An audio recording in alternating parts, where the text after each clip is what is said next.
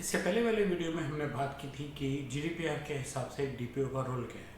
आइए आज हम बात करें कि उसकी क्या पोजीशन होनी चाहिए कंपनी में, उसकी क्या क्वालिफिकेशन और स्किल सेट एक्सपेक्टेड है और उसके जो ओवरऑल रोल है उसके की फंक्शंस क्या हैं। मेरे यूट्यूब चैनल पे आपका स्वागत है, जिसपे हम एक डेटा प्राइवेसी पे रोज कुछ ना कुछ नया कंटेंट डालते हैं। आइए बात करें जीडीपीआर में एक डीपीओ की बेसिक्स पोजीशनिंग क्या होनी चाहिए एक कंपनी में। एक डीपीओ को हाईएस्ट मैनेजमेंट को रिपोर्ट करते हुए उनका पूरा सपोर्ट लेते हुए एक इंडिपेंडेंट आदमी की तरह काम करना चाहिए। उसके काम में किसी और डिपार्टमेंट की, किसी और सीनियर मैनेजर की, इनफैक्ट सीनियर मोस्ट मैनेजमेंट की भी कोई इंटरफेरेंस नहीं होनी चाहिए। किसी भी टास्क के लिए, किसी भी काम के लिए ऐसा नहीं होना चाहिए कि डीपीओ को फोर्स किया जा रहा है या टॉप मैनेजमेंट से कोई इंस्ट्रक्शन मिल रही है कि तुम्हें ये काम ऐसे करना चाहिए। उसको किसी भी किस्म की पेनल्टी नहीं होनी चाहिए। उसकी नौकरी सिर्फ इसलिए कि जो काम उसने किया वो गड़बड़ा रहा है कंप्लायंस के एंगल से, एक अलग बात है, लेकिन किसी और वजह से उसको कोई पेनल्टी नहीं लगनी चाहिए, ऐसा जीडीपीआर में लिखा गया है।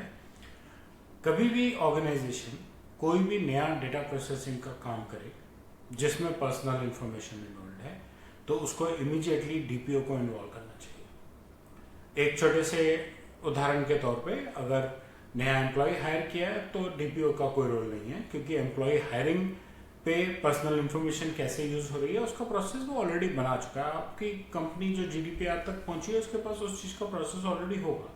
लेकिन अगर कोई नया फंक्शन है, जैसे फॉर एग्जांपल आप ये तय करते हैं कि आपको अपनी कंपनी के स्टाफ मेंबर्स को उनके बर्थडे पे या उनकी फैमिलीज में किसी के बर्थडे पे गिफ्ट भेजने हैं, इसलिए आप एक थर्ड पार्टी कॉन्ट्रैक्ट कर रहे हैं जिसके साथ आप स्टाफ का address, phone number, date of birth share करने वाले हैं, तो उसमें कॉन्ट्रैक्ट कैसा बनना चाहिए, क्या प्रिकॉशंस लेनी चाहिए, कैसे कंपनी से कॉन्ट्रैक्ट करना चाहिए, क्योंकि उसने आपकी बिहाफ पे जो आपने अपने स्टाफ से, जो इस केस में आपका डेटा सब्जेक्ट है, उसकी जो पर्सनल इंफॉर्मेशन कलेक्ट किया आप किसी थर्ड पार्टी के साथ शेयर करने जा रहे हैं, तो इससे रिलेटेड सारे के सारे प्राइवेसी रिलेटेड सब्जेक्ट्स डीपीओ को पता होने चाहिए। ऐसा नहीं होना चाहिए कि मार्केटिंग ने या एचआर ने किसी के साथ कॉन्ट्रैक्ट कर लिया और काम होना शुरू हो गया और कल को सिचुएशन खराब हुई तो डीपीओ को मालूम ही नहीं है कि ऐसा कुछ कंपनी ने किया था। उसका काम बहुत कॉन्फिडेंशियल है, इसलिए उसके लिए ज़रूरी है कि वो कहीं बाहर कोई भी ऑफिस की इंफॉर्मेशन लीक ना करे, ऑफिस के कामों के बारे में कहीं बात ना करे, और जो भी टास्क वो प्राइवेसी से रिलेटेड कंप्लीट करे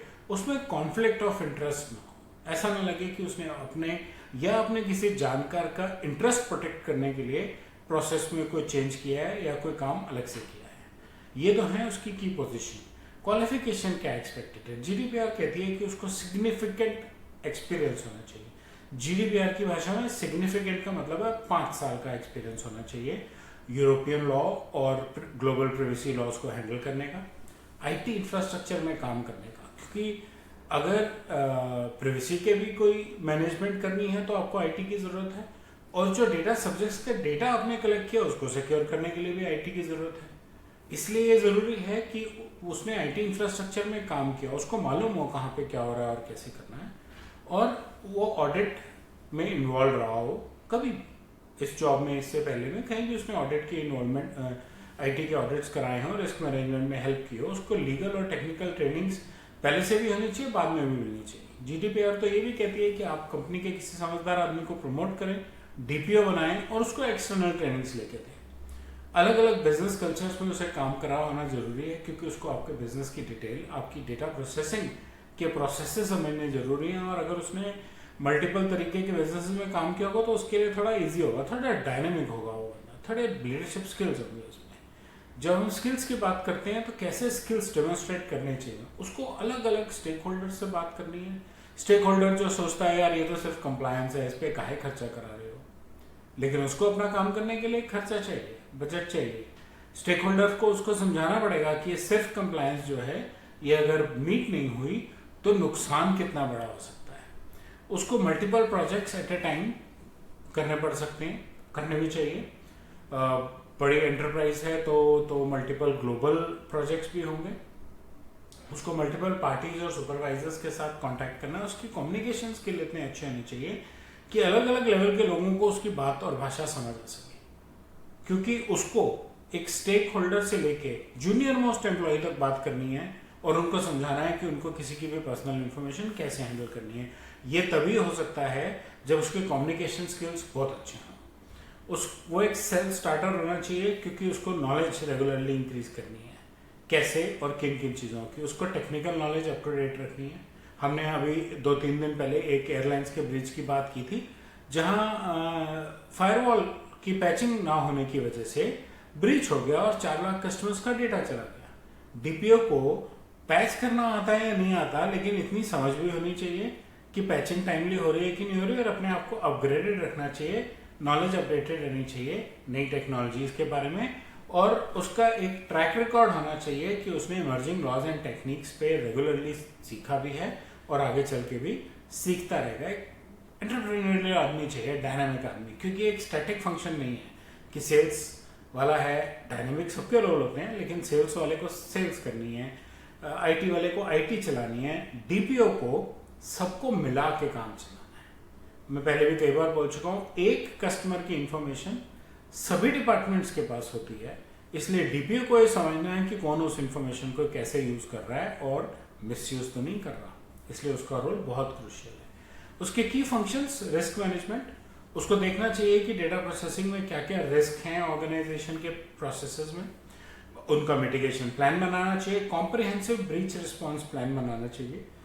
जीडीपीआर में खास करके 72 घंटे के अंदर अगर आपको एक इंसिडेंट को एनालाइज करके मिटिगेशन प्लान बना के ब्रीच में क्वालिफाई करके ये बता के कि उससे इम्पैक्ट एग्जैक्टली क्या आया एक डेटा सब्जेक्ट पे भी और कंप्लायंस पे भी, 72 घंटे के अंदर आपको रेगुलेटर को जवाब देना है, तो ब्रीच रिस्पॉन्स प्लान तो बहुत ज़्यादा इंपॉर्टेंट है। उसको आईटी के साथ काम करना चाहिए टेक्निकल कंट्रोल्स इंप्लीमेंट करने के लिए, एचआर के साथ काम करना बहुत ज़रूरी है। प्राइवेसी कल्चर, कंपनी के हर आदमी को ये पता होना चाहिए कि जो पर्सनल इंफॉर्मेशन वो किसी की भी प्रोसेस कर रहा है उसको कैसे प्रोसेस करना है, उसके क्या लिमिटेशंस हैं, क्या सही है क्या गलत है, उसकी क्या ऑब्लिगेशंस हैं, गलती करने पे क्या इम्पैक्ट आ सकता है। ये सारी चीज़ें एक एम्प्लॉय के अंदर अच्छी तरह से डाल देने के लिए प्राइवेसी कल्चर बनाना ज़रूरी है। और एम्प्लॉय ट्रेनिंग तो एचआर वालों के लिए ही ईजी होती है, हर आदमी के लिए पॉसिबल नहीं है एम्प्लॉयज़ को ट्रेन करना। पॉसिबल है भी तो भी उसकी प्लानिंग और स्ट्रक्चरिंग तो एचआर ही करेगी, फॉलोअप्स तो एचआर ही करेंगे। और जो भी इंसिडेंट्स हो रहे हैं, जो भी प्रोसेसेस बन रहे हैं, उनकी डॉक्यूमेंटेशन और रिकॉर्ड कीपिंग, जिससे कि टाइम टू टाइम रेगुलेटर्स को भी रिपोर्ट किया जा सके और अपने सेटअप में भी ये पता हो कि हम क्या कर रहे हैं, क्यों कर रहे हैं और कैसे कर रहे हैं। जीडीपीआर में एक डीपीओ के रोल के बारे में, बेसिक फंक्शंस के बारे में बस इतना ही। हम आगे चल के बात करेंगे बाकी और इंटरनेशनल कंप्लायंसेस के बारे में, इसलिए आप मेरे चैनल को सब्सक्राइब करें, अपना फीडबैक कमेंट सेक्शन में शेयर करें, और अगर मेरा वीडियो अच्छा लगा है तो बेल और लाइक आइकॉन को प्रेस करें। धन्यवाद।